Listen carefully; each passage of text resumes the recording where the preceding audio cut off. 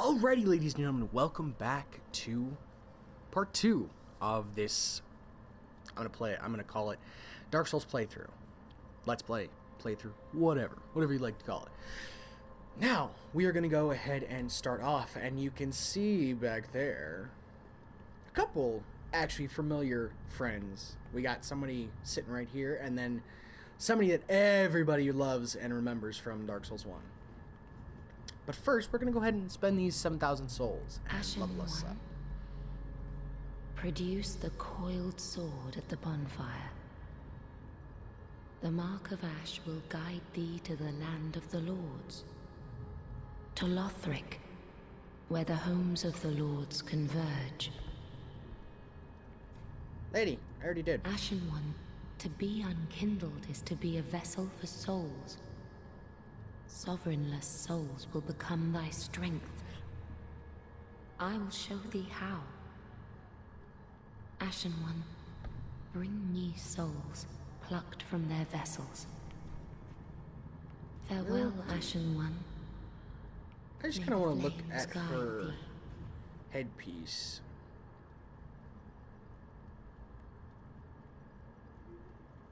It's not really clear this close up. That is really cool, though. Ashen. Alright. Very well. Level up. Yeah, and we'll be mashing through her dialogue as is. So that's, this is Vitality, or Vigor. I can't remember which one is which. I believe this is Vigor, though. This is Health. Health, Focus, Stamina, which I love that they're right up at the top and they're in order. My OCD side loves that. And then this is Attunement, I believe. Perhaps? Maybe not. Oh, no. This is equipment load. So we don't actually have that high of an equipment load right now. So you might want to work on that later toward the end of the game. But we don't have much poise either. So that is strength. And that's dex. So we'll put 3 into dex just to get it even. And then we'll put 2 into each of our magic stats. So faith and int. Actually, it's int and faith. So I just want to be clear that I do know the difference. But I wanted to get dex up just kind of I want to keep strength and dex kind of even throughout. If I can, of course. I mean, sometimes that's not. Farewell, you can't do that. Ashen. But farewell. We have someone else to talk to up here. Ah, another one roused from the sleep of death. Well, you're not alone. We unkindled are worthless. Can't even die right. Gives me conniptions. And they'd have us seek the Lords of Cinder and return them to their moulding thrones. But we're talking true legends, with the metal to link the fire. We're not fit to lick their boots. Interesting, and we got a gesture there, which is, I love... Don't you think? This gesture. So, yeah, obviously this is our crestfallen warrior this time around, so Crestbro. Hey, Crestbro. I'm sorry.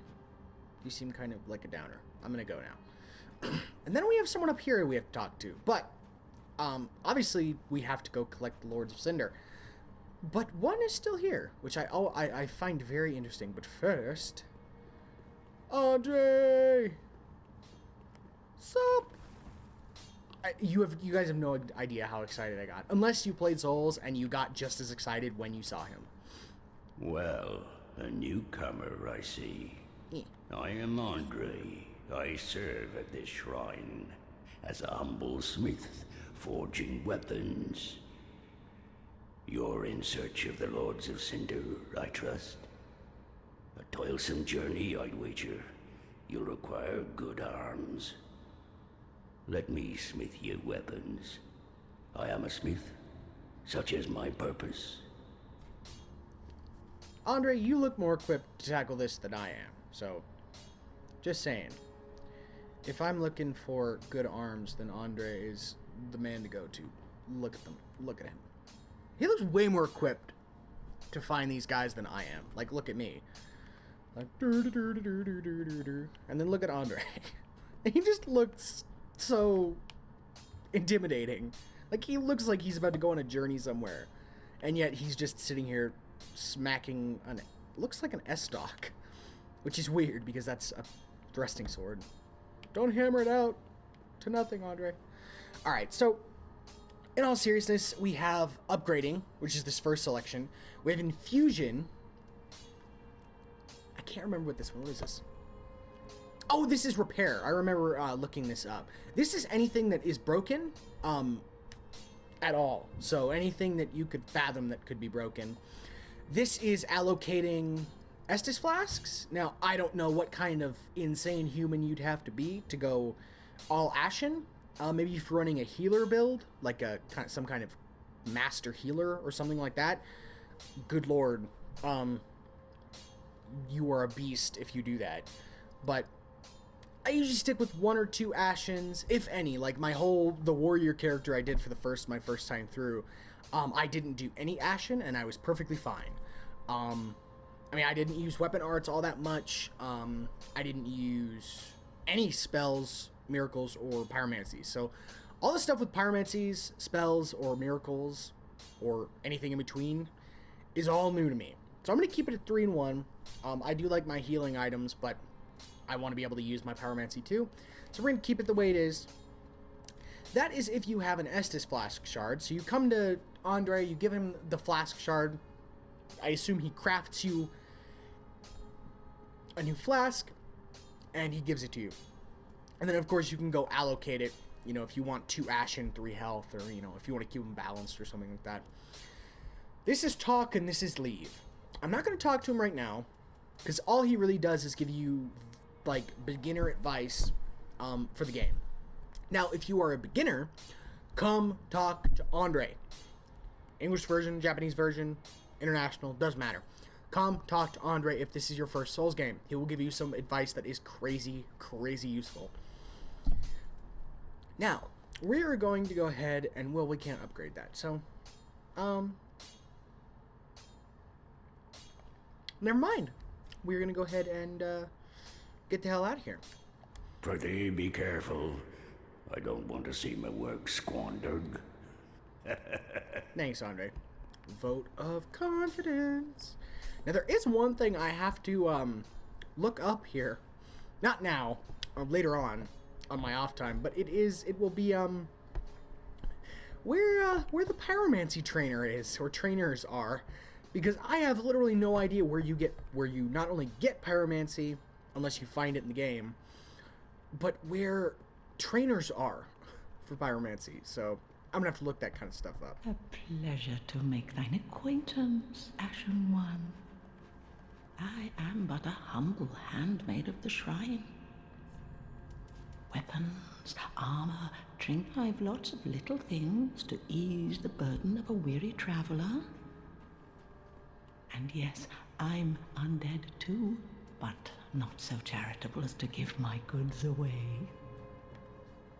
Ashen One, fetch souls and bring them to me. As is thy wont? No? So, this is one of the hags from Dark Souls 2, which I enjoy. I really like that they, as much as I have a distaste, not a hate, not a dislike, just kind of a meh, it was okay, feeling about Dark Souls 2, I'm really glad they can incorporate what they do into Dark Souls 3. Because, regardless of what your view on it is, it did give lore on places, people, souls, different things. So I'm really glad that she can go back and she can be useful in this game, because if you look, she's a store. And her stock will upgrade throughout the game the more you give her ash from different bosses. I think that's how you get them. It might just be a simple progression thing. Honestly, I'm not sure. But from what it looks like, it is story.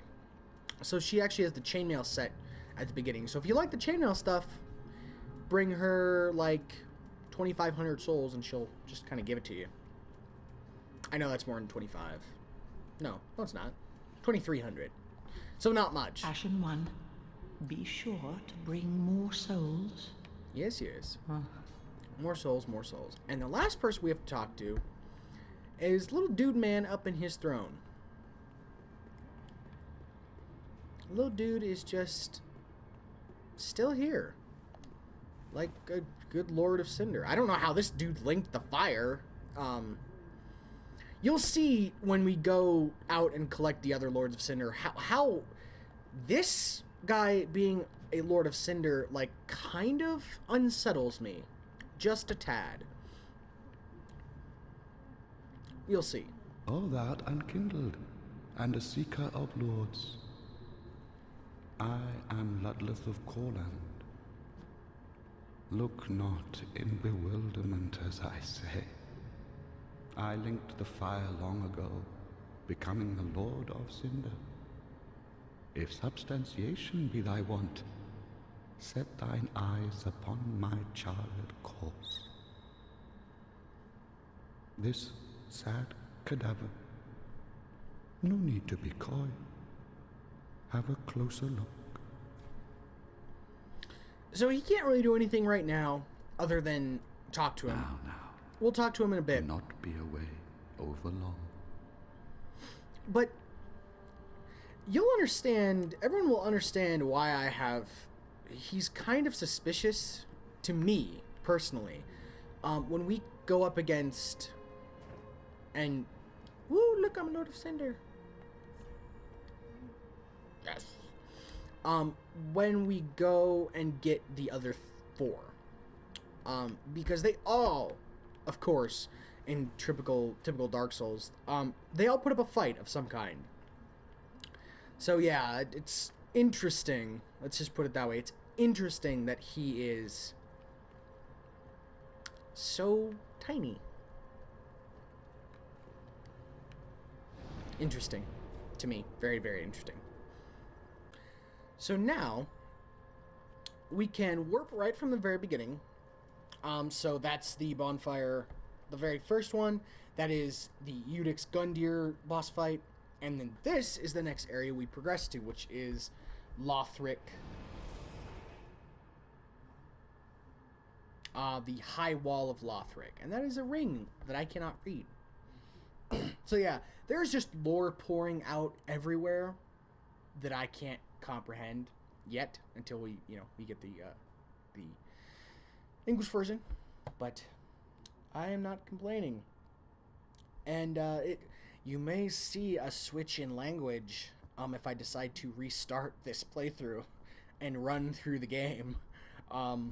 If I do decide to, if this playthrough isn't over by the 12th, which I doubt it will be, just because of work and time constraint and things of my things that I can't control.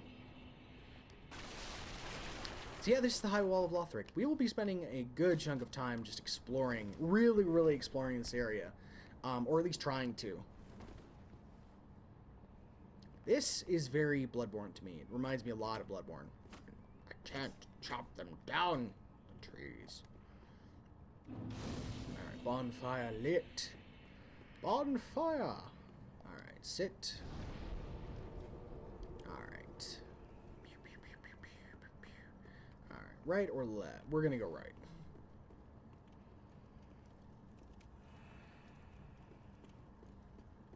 I don't actually think we can progress very far right at the moment.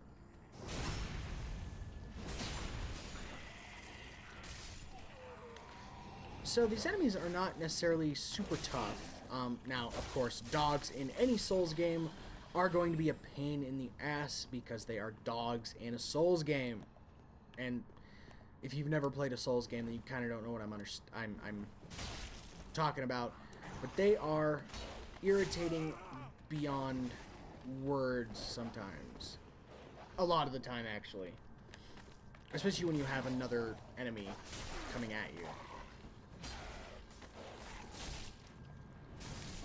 Like that guy, wow, he took a lot of my health.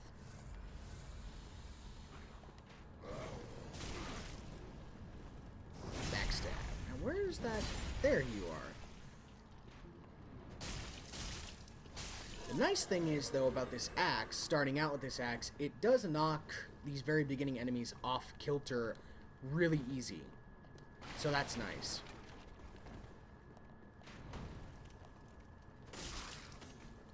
And of course knocks them down. Who was that? Did I get him? Oh, I didn't get him. Alright, and just to treat you guys, we're gonna go ahead and try and PvP here, because this is a summon sign. And I am just curious what would happen. So obviously during duels, I don't heal. That's a new game plus character. Run away. During duels, I don't heal ever, just out of principle. I just don't. And that became like the thing in Dark Souls 1, is when you're dueling someone, at least, no healing. So I am going to keep my Ashen Estus, though. He's close. I don't know where he is, though. I wonder... Oh, hi. Oh, okay. He's gonna be a pain in my ass.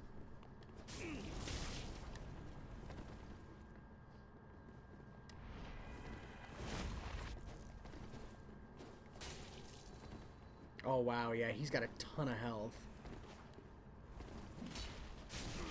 So, this is a good example of, like, an endgame character. Wow, that has some pretty crazy stun locking, actually.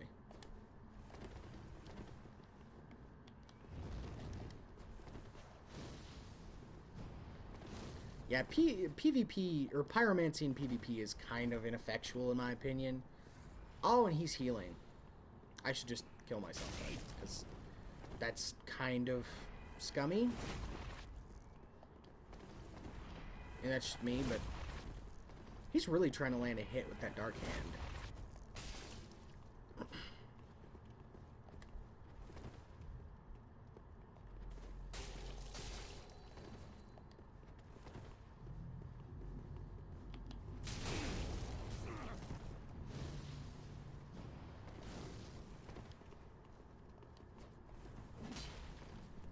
Yeah, that doesn't have any range on it, that rolling attack.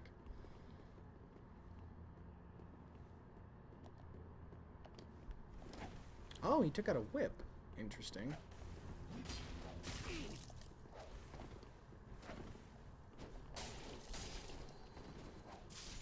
There it is.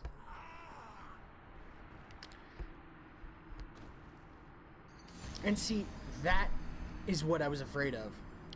Is that there would be characters and people that would go to such an extent to, like, twink new players, even through a summoning sign. So that's kind of not a great example of PvP, because I've actually had a lot of fun with the PvP in this game, which is more than I can say for most Souls games. Most Souls games, I am just so... I'm not going to say underwhelmed, because that's not true. It's not the case. It's so... I am unbelievably awful at it. And I'm not... but it feels unfair. The PvP in these games always has seemed unfair to me. And I don't know why. I don't know if it's just me, or if it's the game, or if it's netcode, or whatever it is. Just the PvP in these games have never seemed all that, like, on it for me, personally. But of course people have fun with it and play it, so it's obviously, I must just be bad at it. Alright, come on. Cujo.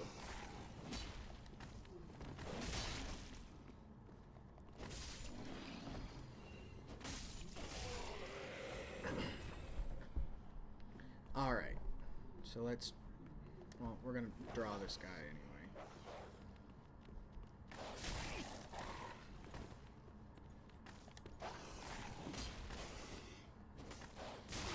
Wow, I'm not used to this, like, measly range. Like, 'cause this axe has, like, such, like, terrible range on it.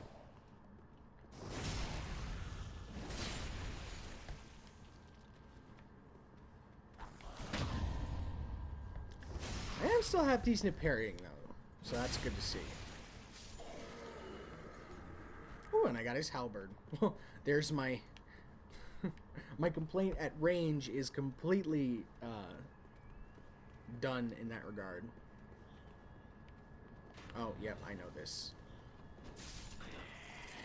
If you don't kill him fast enough, he will transform, and he will become not insanely difficult, just much, much more aggressive and have a ton more health. He will turn into something akin to the Udex Grunder fight, so you get him down to a certain point, and he changes into that big corrupted snake monster. I'm going to say abyssal snake monster, because to me, this whole serpent motif and the black flowiness of it, I think it's the abyss corrupting certain entities in the world. That's just myself. I wonder what's up there. That's just me. It's not coming from an official like translation or a source. I think it's the abyss. It's a corruption of some kind from the abyss. But I could be... Where did you come from? I could be completely wrong. So, I like your axe a lot better than I like my own axe. Can I have yours? I want yours. I don't know. My axe is pretty badass for being this little, like, hand axe. And he didn't drop anything. But, yeah, I don't know. As far as PvP goes, this one, even being, like, across the ocean, where this game is only out in in Japan, and I'm only being connected with people more or less in Japan, I'm having a lot of fun with the PvP. And that's not to say, I'm not saying that I'm, like, 100 times better than everyone else in PvP, but I'm just enjoying the PvP in this particular Souls game a lot more than I was in previous ones. Which is nice. It's nice to enjoy the, like, other side to a game for the first time in a long time. Because like Dark Souls 1, I mean, I absolutely hated getting invaded all the time, but it happened. I mean, stuff like that happens all the time, and you need to go and die.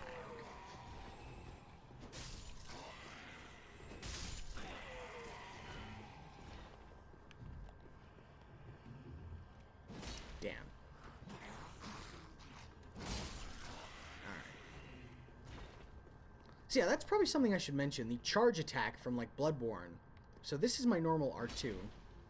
But then there is a charged version, which does a lot more damage. So that guy I did 190 to him.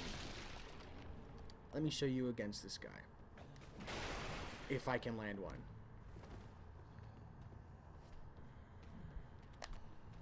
And the kick is back, and the guard breaking is back from Dark Souls 2. And it does a ton of damage if you can land it. So keep that 190 damage in mind from the charged R2. I want to just kind of paint that in everyone's mind before I go down here.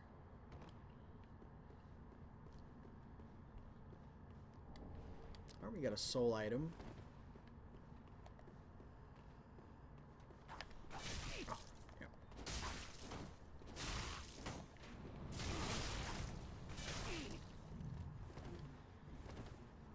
I hate that enemies can Estus. Alright. You're mine. So 91. So I got almost 100 points of damage extra on that charged attack. Now, of course, that varies between weapons. It always has and always will. Run away.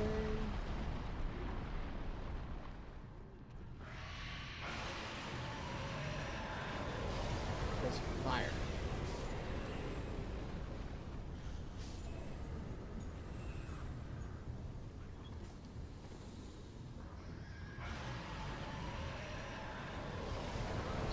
Actually get this dragon to breathe fire down here too. Ow.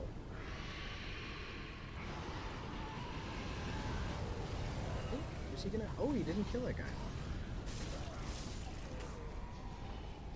Yeah, and the fire on the ground itself still does actually hurt. Oh, and it can still hit you. I did not know that. I thought that little platform was safe, so.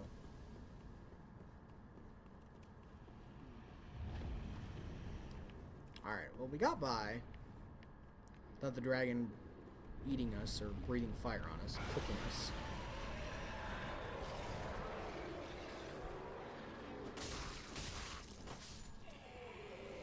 So this is our first, like, big enemy that we may not be able to, like, fight properly here.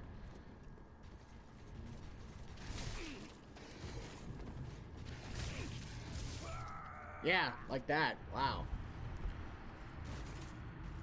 That's also because I had my Pyromancy Flame out, and I tried to parry. And that's my own fault.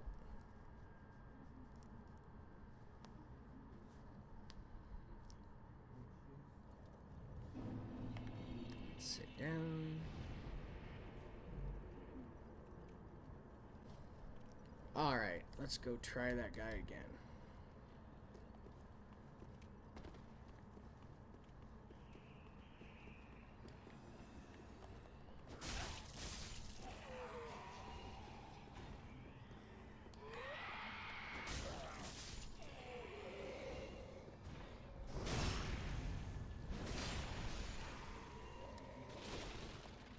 So yeah, again, for perspective, 190 or 97 to that guy. The charged attack did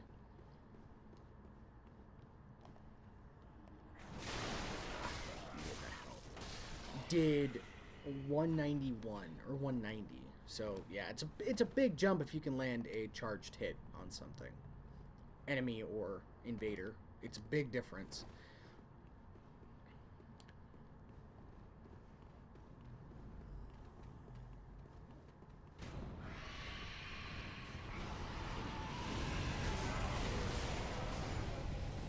At least I didn't die. Makes me feel a little bit better.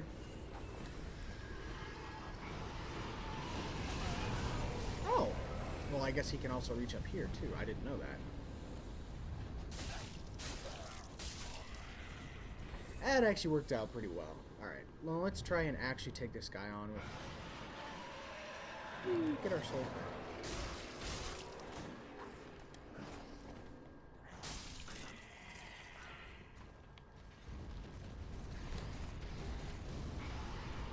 Being a knight, actually, fire actually does pretty good.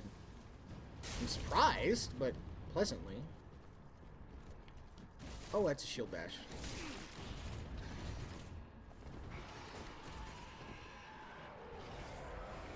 Come on.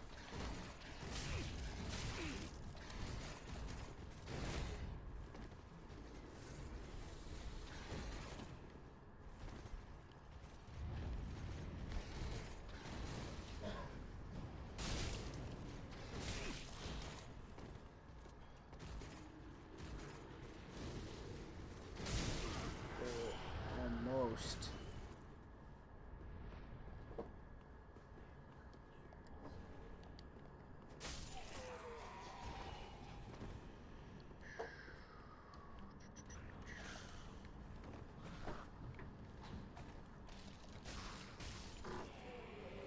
Alright, so yeah, watch out for these guys. These guys are like the equivalent of the thieves in the Undead Burg, or the lower Undead Burg in Dark Souls 1.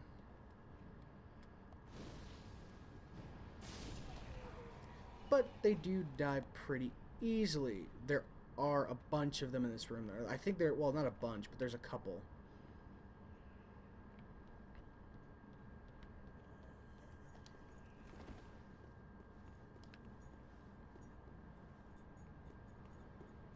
And this is what I was looking for. Because we are dangerously close to death. Alright. And since we are at a stopping point, I'm going to go ahead and stop this part and this episode. And I will see all of you lovely ladies and gentlemen in the next part. And we'll continue exploring this area. The High Wall of Lothric in Dark Souls 3. I hope you all enjoyed. If you did watch the end of this video, thank you very much. I appreciate that. And if you'd like to see more on a consistent basis, go ahead and subscribe down below. And if you like it, then go ahead and click the like button. It helps. It encourages me to keep on going. And, yeah. I'll see all of you guys later.